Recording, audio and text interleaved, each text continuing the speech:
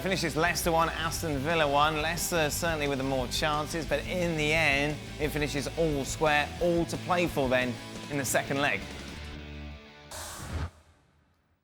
Nicely poised. Perfect from a neutral's point of view going into that second leg, obviously. Well, Villa have given themselves a chance going back to Villa Park. That's all you can ask. Leicester huffed and puffed, particularly in the first half, and some chances, and Villa goalkeeper kept them in it. Vardy was 1-on-1, but hit it straight at them. He played a back three. He went to a back. I think he did it at Newcastle actually the other week, Brendan Rodgers. But he went back to a back three. Chilwell got cut out at that back post as a wing back from that cross, and then Didi's out as well. He's picked up an injury and he's had an operation. He's been a huge player for them. But I still expect Leicester to go through. About 4 weeks ago, they went to Villa Park and smashed them 4-1 away. So they are still the favourites, but you can only give yourself a chance. Sure. Not getting smashed in the first leg and then a bit like Man United to a certain extent. At least Villa, that hasn't happened for them. This is when we talk about Leicester and whether they could be able to hang around in the title race. The conversation was a lot about their depth as a team. So you just mentioned the injury to Ndidi. It's a big hole. Right. And you can't quite cover that. And so, look, today they should have won the game. 21 shots to 3.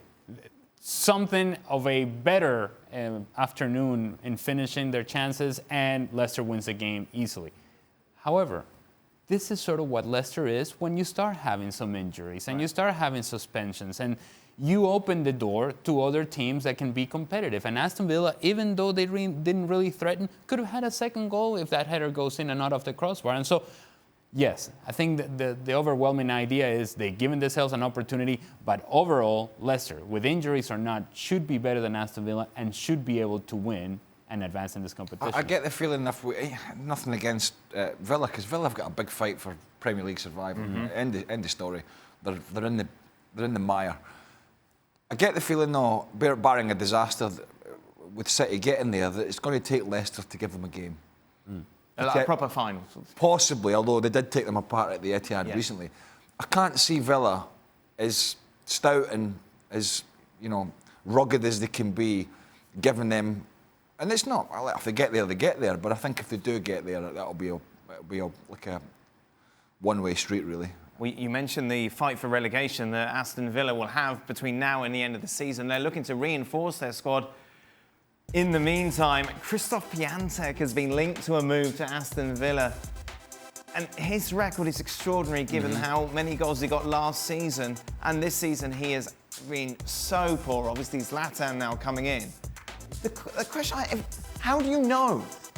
How do you know which one are you going to get? Like, I would just, right, okay, because it's going to be a lot of money. There's a lot of competition for him because of what he did last season. Yeah. But as a club, which would suggest there might be better avenues than Villa. Yeah. As big a club as they are, they're struggling. And he would go from a team in Milan that haven't generally created a lot of chances because they're a poor side, to a Villa side who are fighting down there. And apart from Jack Grealish, really lack a bit of guile in there. So, and David Wesley up front, it's been a struggle for him. He's not the best of players. But clearly, Piatek is I think he's a better player than going to Villa, but it might be a case where they're desperate because of the potential of relegation. Yeah. And it might be game time for him. Thanks so much for watching ESPN on YouTube. And for more sports highlights and analysis, be sure to download the ESPN app. And for premium content and live streaming, subscribe to ESPN+.